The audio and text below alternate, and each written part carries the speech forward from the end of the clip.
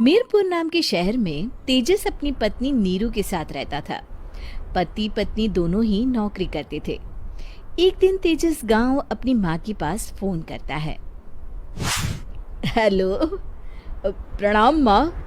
जीते रहो माँ, तुम दादी बनने वाली हो हैं? अरे वाह, ठीक है बेटा, मैं कल ही आती हूँ।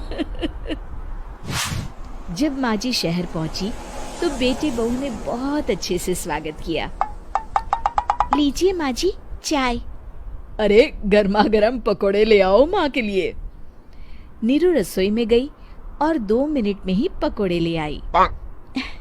जी ये लीजिए। बहू, जादू से बनाए हैं क्या?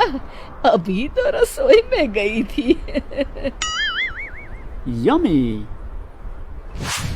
माँ जी, शीला रसोई में पकोड़े तल रही है, मैं बस लेकर आई। हे भगवान, मेरा धर्म भ्रष्ट कर दिया तूने। अब तो गंगा जल से शुद्धिकरण करना होगा। दूसरे दिन, माँ जी मैंने नाश्ता बना दिया है, ऑफिस जा रही हूँ।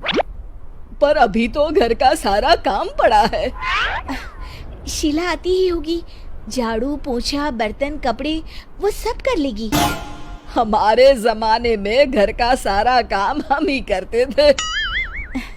जी माँ जी, आप बहुत होशियार हैं, मैं घर ऑफिस दोनों नहीं संभाल पाती।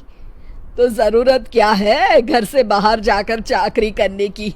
वैसे भी घर का काम खुद करने से घर में बरकत आती है, समझी?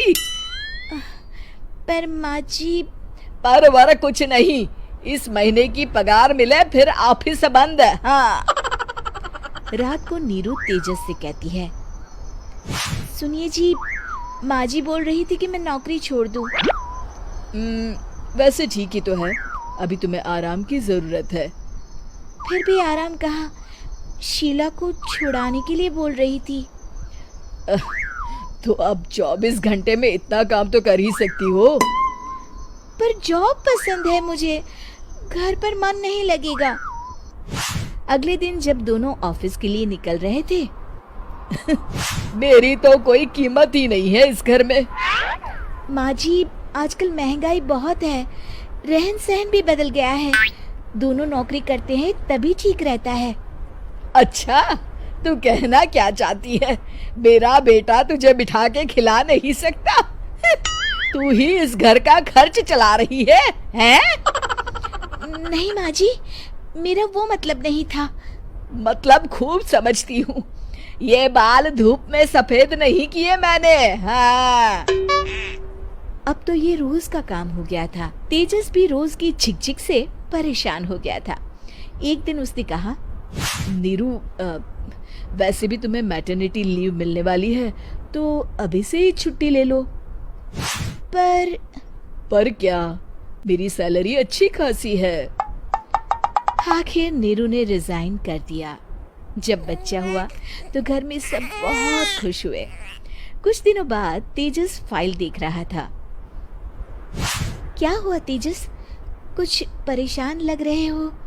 हाँ, वो हमारी जितनी सेविंग्स थी वो तो हॉस्पिटल में और छठी के फंक्शन में खत्म हो गई है नीरू।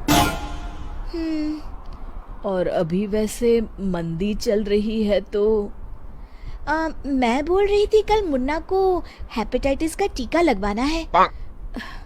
नीरू, क्या पोस्टपोन नहीं कर सकते? नहीं जी, बिल्कुल नहीं। अब तेजस को समझ में आ रहा था कि उससे गलती हुई है। पैसों की कमी का असर घर के माहौल पर भी पड़ रहा था। अगले दिन, बेटा मेरा चश्मा और ये दवाइयाँ ले आना, पर्चा देते हुए माँ जी ने कहा। जी।